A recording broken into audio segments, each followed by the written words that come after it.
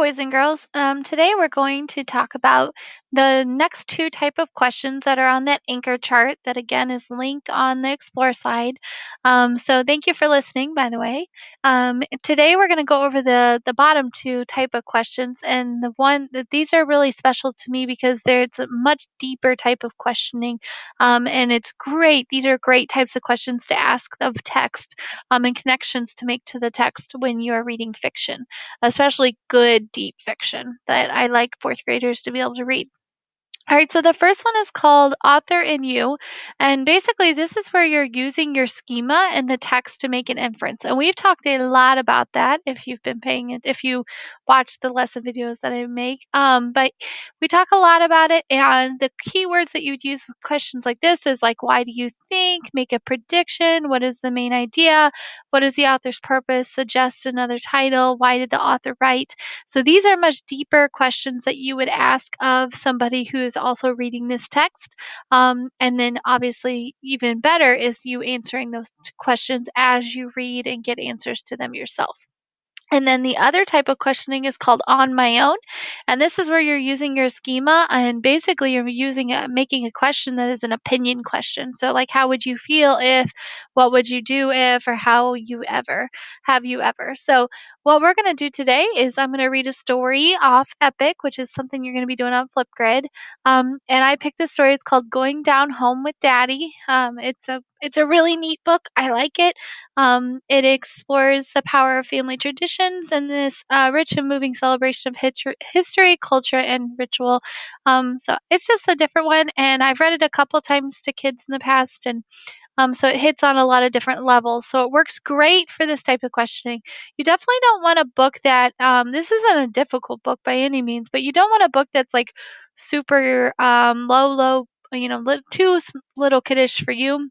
You can find books that are on your level that are still deeper, grade level appropriate books. So I challenge you to get digging and finding one that would work for this. So I chose this one. I'm going to start reading. On reunion morning, we rise before the sun. Daddy hums as he packs our car with suitcases and a cooler full of snacks. He says there's nothing like going down home. So, sorry, I can move this over. We leave when the sky is still dark with sleep. That's how my parents ever always left, is when we were getting ready to go to bed because they didn't want to listen to us in the car ride. So that's a connection that I'm making. So I'm just kind of thinking about that for right now. Sis closes her eyes, but mine stay wide open. I watch as we drive from city streets to flowing highways under a sweep of sparkling stars.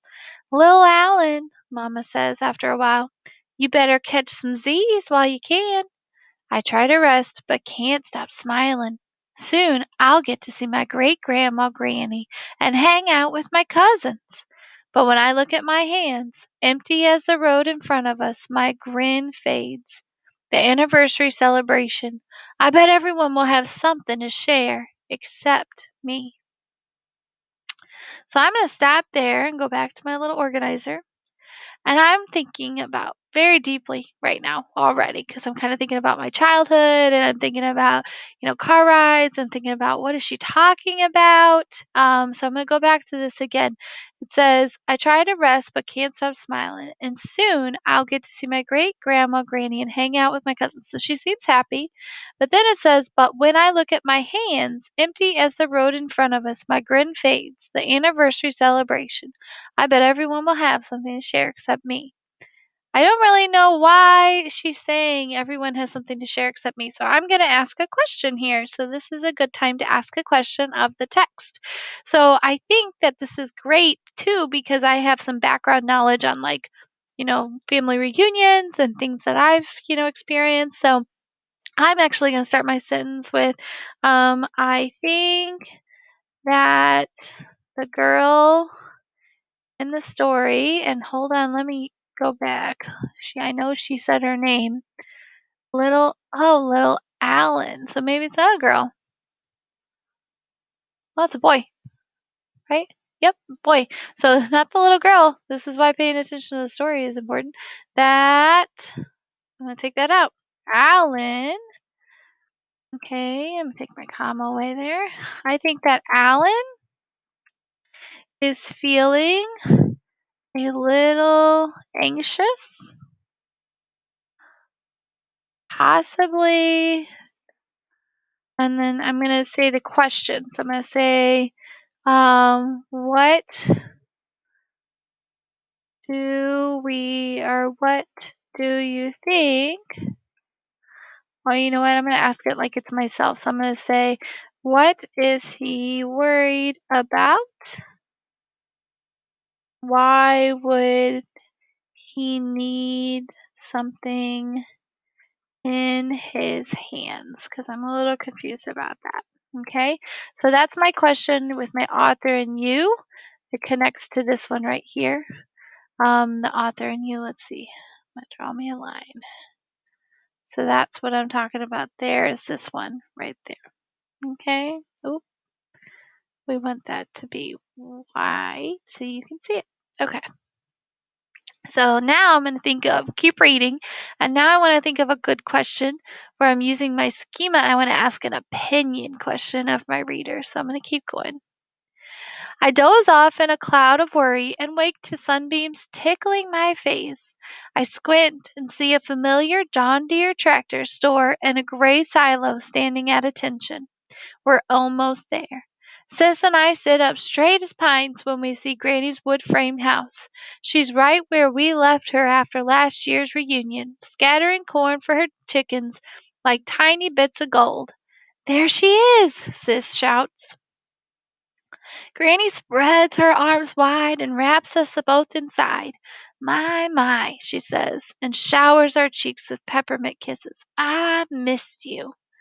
All afternoon, a parade of family comes home, and Grandma Loretta and Grandpa James, aunts and uncles, and more cousins that I can count. Got a head just like your daddy, Uncle Jay teases me, and Daddy's eyes twinkle. Now I know you're not talking about heads. Can't take them anywhere, Grandma Loretta says, laughing. While the grown-ups catch up, we cousins run to the fence to visit Granny's cows and goats. Gosh, this reminds me so much of my house. It's like when I take my kids back to my parents' house, like this is all everything that happens with all their cousins and everything. You doing something for the celebration? Isaiah asks Sis, singing Granny's favorite song. His eye is on the sparrow. She says, "How about you?" Reading Mother to Son by Langston Hughes. I made a scrapbook in Granny's favorite color, blue, Devin says. You got something, little Allen? And I kick a stone. Up. That's my question. I didn't understand why he felt like his hands were empty. Now I know, because everybody was doing something special for Granny. That's interesting. So, as a good reader, I would go back in my notes where I was taking my notes on my questions. And a good habit as a reader is to go back and write down, like, oh, now I know, and this is why. Okay, so that's that important part of the lesson that I'm trying to tell you is that this is all you shouldn't just be reading and answering questions on the computer. You need to write things down. I can't express the importance of that enough. You need to write things down. Get a notebook. Write things down about the books that you're reading. I made a scrapbook in Granny's favorite color, blue, Devin says. You got something, little Allen? And I kick a stone and my eyes start to burn. Ready for a tractor ride? Sis asks, saving me from having to answer. I'm gonna go back to my it says, what's your opinion? How would you feel if? So I'm actually gonna write this. So how would you feel if everyone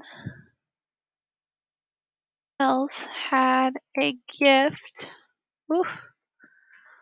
for someone and you did not? I wonder if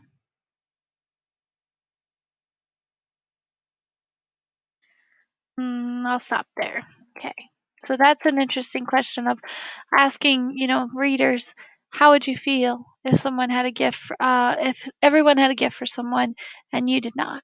Okay. So, that's not everybody's going to have a different answer, right? So that's important to know that sometimes questions that you write don't have all one answer.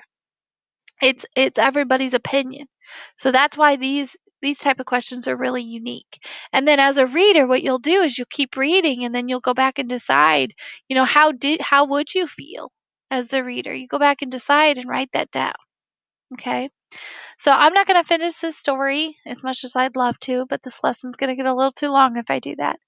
So I will link this story on the Explore slide for you so you can finish it on your own. It's a fantastic story, and I honestly think I'd end up crying because I just love it so much.